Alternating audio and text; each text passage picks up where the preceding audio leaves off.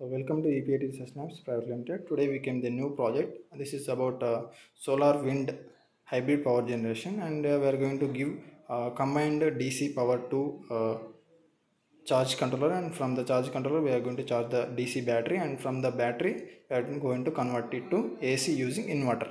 So this is the total aim of this project, and in between this we have used monitoring circuit using Arduino, and this Arduino will monitor the voltage of the both sources like wind and solar, and it will display in the LCD display.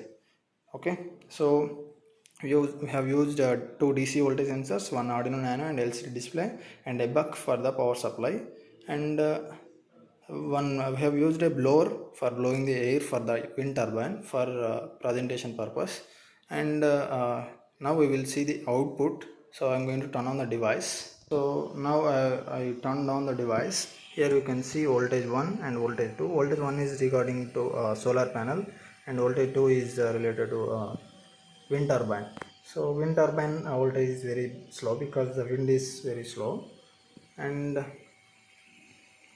here we can see the wind turbine is rotating, and in the charge controller also it is indicating that battery is charging from the solar panel and wind.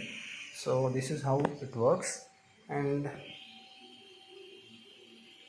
so when I stop this wind turbine, you can see the voltage goes to 0.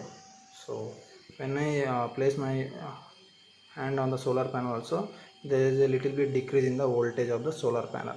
You can see.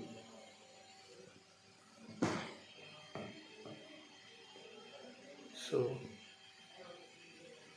this is how the project works, and I will show the inverter output as well.